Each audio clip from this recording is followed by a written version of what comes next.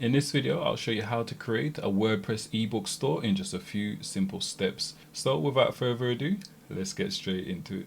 Okay, so here we are on our demo site, and here's an example of an ebook store created earlier. Currently, we're listing all our ebooks, and this particular site is geared around gardening ebooks, as the name suggests. Okay, so we can also filter by the ebook format. So currently I've set up two filters, so the user can filter by the Kindle version or the PDF version. So we can go ahead and also filter by a particular author, and we can also filter by products which are currently on sale or not. So this particular layout makes for a more streamlined user experience, and we can quickly search for a particular ebook. And as you can see, as we're typing, it's performing a search instantly. Okay, so if you want to create a similar setup on your WordPress store, the first step is to navigate over to WooSuite.com and go ahead and download the WooCommerce product table plugin. I'll leave the link in the description below. Assuming you've done so, let's head straight back over to our WordPress dashboard. Okay, so here we are in our WordPress dashboard, and hopefully you've just downloaded the WooCommerce product table plugin. So to complete this tutorial, we'll need two other plugins. So we'll need WooCommerce and we'll need advanced custom fields as well. So we just navigate to plugins and go ahead and click add new. And then here you can just search for WooCommerce and also advanced custom fields. So I'll just search for ACF. And then you want to scroll down and you want to download advanced custom fields by Delicious Brains. It's the plugin with over 2 million active installations. Okay, so once you've installed the required plugins, the second step is to go ahead and create our custom fields. Okay, so now you should see this custom fields area here. So we'll go ahead and click on field groups. Okay, so I've already created my first field group. In your case, you'll go ahead and select add new. But I'm just going to go ahead and edit this field group in which I created earlier. So first you want to go ahead and name your field group. In my case, I've just named this ebooks. It's just for internal purposes only. Okay, once you've done so, you go ahead and add your required fields. So in my case, I've added a language custom field and a release date custom fields. So on the front end, this is what it looks like. So we've got our language custom field, which is displaying here, and we've also got a release date, which is displaying here as well. Okay, so to add a new field group, you just go ahead and click this add field button here. Okay, so you just want to give your field label a name. So in my case, I'm going to create a new custom field called pages. This way we can display the number of pages to our customers on the front end. Okay, so once you've done so, you just go ahead and click close field. By the way, when you're creating a new field, you can select various field types. For example, on my release date field group, I've actually selected a type as a date picker. So from this field type here, you have the option to create various different fields. Okay, so you can go ahead and experiment with that. So once you've created all the fields in which you want to assign to an individual ebook, you want to scroll down here to where it says location rules, and then it will say post type is equal to, and then here you want to select product. So this way the custom fields in which we've just created will show up on our product page when we're editing it. Okay, so once you've done so, you just go ahead and click update or publish in your case. Okay, so whilst we're on this page here, it's worth noting that later on we'll require the field names. So for example, here we've got our label which says language, and then the field name is language in lowercase. So we just need to pay attention to this. So I'll explain more on this later on. Okay, so the third step would be creating our ebooks as a product. So again, assuming you've installed WooCommerce, you just go ahead and head over to products, and then go ahead and click add new products. In my case, I'm going to select all products because I've already created my ebooks ahead of this tutorial. Okay, so here are the ebooks in which I've created, and I'll go ahead and edit a few just to show you how I've set it up in the back end. So for example, this one, I've created this ebook as a variable product, and the reason being is I want to give users the option to select from a Kindle version or a PDF version, and I'll show you exactly how you set this up as well. Okay, so pretty straightforward stuff, hopefully. So we've got the product name, which is the ebook name, and then we've got some description about the ebook. We've got the ebook category, right? So here we'll just go ahead and click add new category, and you can just add a new category here and just click add new. Or if you've already gotten category, you just go ahead and select the existing category. Okay, so regarding the custom fields, if you can remember, we created a new field groups called ebook, and I created 3 different fields. So I created a language custom field, and a release date custom field, and also a pages custom field as well. So okay, so this is the date picker option. So if you can remember, these are plain text, and this is a date picker option. Okay, so for the pages, I can say 319. So this is the number of pages that this ebook contains. Okay, then for the short description, I've just got some additional text, and then we've got the product image, and then we've also got the product tags. For the product tags, I'm using the author name as tags, and I'll show you how to display this on our product table later on, so it makes sense to the users.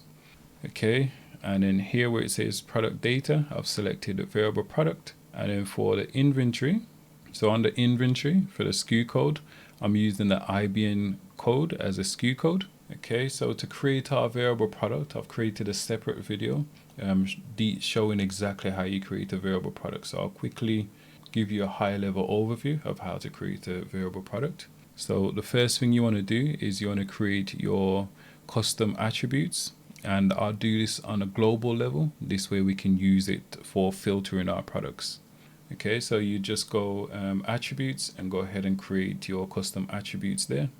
Once you've created your attributes, then when you're on a product page, you select attribute here from this tab, and then here would select the particular attribute in which one to use. Go ahead and click add, and then we'll select the particular attribute term in which one to use. We can just click select all. And this is the important part. You want to make sure you tick this box here where it says use for variations, and then you just go ahead and save the attributes. This is the one I created earlier. So I've created an attribute called PDF format, and then for the attribute term, I've got 2 options. I've got Kindle and PDF, and as I mentioned earlier, I've made sure I've ticked this option where it says use for variation. Okay, so once you've saved this changes, then you navigate to where it says variations. In your case, you'd select this option here where it says add variations, and then you go ahead and click create variations from all attributes. Then you just click go, and it create the variations based on the attributes. So in my case, I had 2 attributes. I had the Kindle and the PDF. Okay, so once it's created the attributes for you, then you go ahead and expand it, and here you can set the attribute price for the individual variation. Okay, so this is how you create a variable product for our ebook.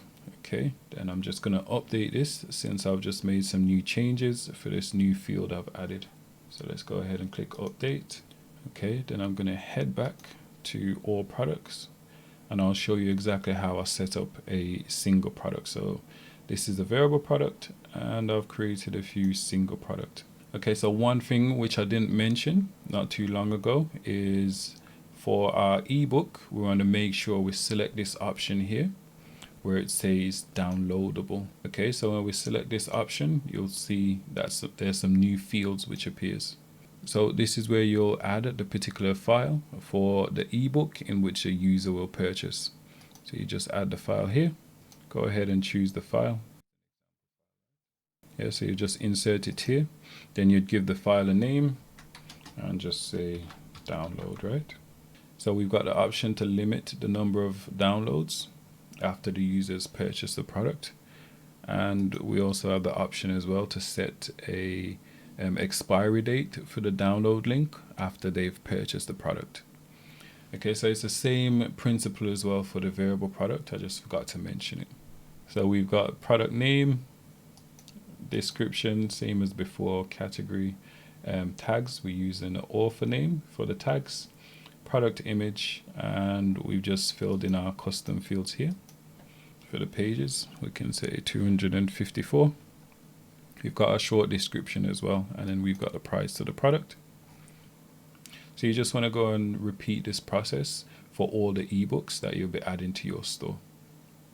Okay, so the fourth step is to display our ebooks in a user-friendly format, and this is where the WooCommerce product table by WooSuite comes in. Okay, so we'll navigate to this WooSuite menu here. Go ahead and select product table. If you don't see the product table options, you just need to go ahead and activate it from the add-on section here. So when you click add-ons, you'll see a list of different add-ons. Just go ahead and select product table. Okay, so here we are on our product table general settings page. Okay, so the first thing you will actually do is go ahead and select this option here where it says create new table, where it says add new table. Okay, so just like before, since I've already created it before this video, I'm just gonna go ahead and edit this particular table in which I've already created. So this first step is to go ahead and give this product table a name, and it's just for internal purposes only. So I've named mine ebook layout, where it says quick form page. Ignore this option for now. This just allows us to insert all these products onto a particular page. So we'll just ignore this for now, and then we'll navigate to form information. Yeah, so you just go ahead and drag and drop the relevant columns in which you'll need. So for example, you'd most likely add a product name. So you just select name there, product description, product categories maybe, product tags, most definitely the product tags if you're using the tags as the authors, just like I am. Okay, maybe you want to display the reviews as well. You want to add the add to cart button. So again, since I've already added some of these, I'm just showing you exactly how you do it. And to rearrange it, you just go ahead and drag and drop to rearrange it. I'm going to delete these now since I've already added them. So a few key things which I need to mention about this section when you're editing it. Okay, so for example, we've got the image column, and maybe it don't make sense to name it image. That might not be the best user experience. So you just click the pencil icon and we can go ahead and rename the column to maybe cover or something. We can set the width as well, and we can add a custom class for more advanced styling. So you just click update, and then you can click off that option.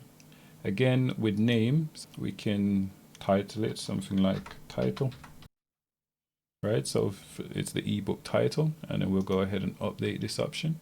And this was our product tags.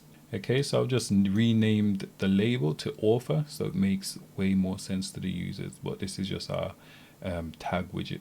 Okay, and then finally, this is where we need to go back over to our custom fields, because we'll be adding our custom fields to our product table as well. So here we've already added language, release date, and we just recently created a new custom field titled pages, I believe, right? So we navigate back over to custom fields, go ahead and select the field group in which you've created. And here are my 3 custom fields. So we've got language, release, and pages, right? So to add our custom fields, you just want to go ahead and copy the custom field name here. Make sure it's not the label, because everything needs to be in lowercase. So you go ahead and copy the field name here from this column. Okay, and then we'll just go ahead and add this option where it says custom data. Go ahead and click the pencil icon, and then for the data source, we'll select post meta, and just go ahead and copy in the custom field name in which you just copied. So just click update. Okay, and I'm just going to drag and drop this to rearrange it. Okay, and then let's go ahead and save changes, and let's see the change on the front end. Okay, so now we've got our pages columns. Since most the products don't actually have this information filled in, apart from the 2 in which we just edited, that's why it's showing blank for most of them, because we haven't filled in the information here. But for the 2 products, we can see the pages here, number of pages within this ebook. Okay, so let's head back over to our product table settings. Okay, so this was form information. We can go ahead and customize the image size. So it's width first and then height. So I've set mine to 97 pixel by 150 pixel. Okay, so these options, I'm going to skip over them for now. You can enable them if you like. The only thing I changed was I renamed the add to cart button to buy now. If you wanted as well, you can add a custom icon instead of a button as well. Okay, so then we'll navigate to where it says bulk add to cart. Here I've selected the add to cart display as button only, and we've enabled the Ajax add to cart as well. The quantities field, I don't think it makes sense in this case. I can't see a user purchasing a particular book multiple times, a particular ebook multiple times. I don't think that makes sense. So we'll leave the quantity fields deactivated for now. And then where it says variation settings, we're going to select drop down list here. And this is this option here. So the user has the option to purchase the Kindle version or the PDF version. Okay, so we'll just select drop down from there. And then form control. We can leave this blank. For the most part, we'll leave most of the settings as it is. A few notable settings is product condition. So you've got the option to only list certain ebooks on your product table. So you just go ahead and click add new rule. And then maybe you want to only display ebooks from a particular category tag or with a particular attribute or the stock status. Or maybe you want to create a separate product table for your user dashboard, which shows them all their recently purchased ebooks. So in that case, you would select recently purchased, and then you would add the shortcode to whichever page you want, and it'll basically display all the ebooks that the particular users purchased. But for now, I'm going to disable any filtering rule. So it'll show all the products in our store on our product table. Okay, and now we'll navigate to product filters here. I've selected custom. If you go ahead and select custom from here, and then go ahead and click this link to see a full list of all the different filtering options you can add. But in my case, I've added categories separated by a comma. So I've added categories, comma, attributes, comma, tags for our tag filtering, and then finally sale. So on the front end, it looks like this.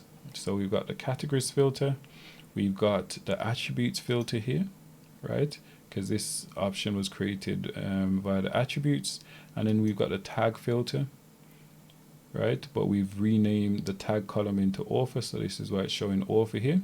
And then we've got this option here where we'll allow customers to only show products which are on sale, or should I say only show ebooks which are on sale. Okay, so let's head back over to our settings page here. So we'll leave all these other options as default for now. For the form design, so I've just done a few minor styling to this. So I've just enabled this custom CSS, and I've just added some minor styling here as well. So if you've got thousands of products, then you want to navigate to this performance settings, and maybe you want to enable laser load, or you might want to enable the caching as well. Okay, so you just go ahead and save changes, and then you want to navigate back to your general settings for the product table. And then the final step, so step 5, is to go ahead and set our product table as our default store page. And you might want to do the same for the category page as well, and the product tag page. So how you do this is here where it says shop pages. Here it will show a list of all the product tables in which you've created. So in my case, we've got this ebook layout product table, and we've got this quick form product table. So I've just selected ebook here, which is this table, right? And then for the category page, you can go ahead and select the same product table as well. So it'll all have the same layout. And then you just go ahead and click save changes. Once you've done so, then you'll see your product table displaying as the default shop page here. So Okay, so as I said before, it's a much more streamlined user experience, and it allows your customers to quickly find exactly what they're looking for. For example, whilst we're browsing this table, let's say we wanted to see more ebooks from our favorite author, which is let's say Colin McCrate. We can go ahead and select his name here, and it will instantly filter the ebooks by this particular author as well. Okay, let's say if you wanted to display your ebooks outside of your default store page.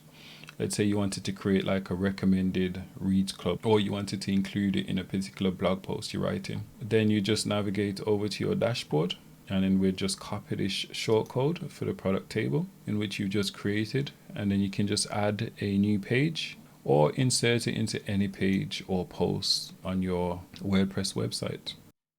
So for example, I can give this a name. I'll just paste in the shortcode there. I can hit publish, and now when we view the page, it's showing all our ebooks as well. So this is super powerful because, as I mentioned before, you've got the option to filter it.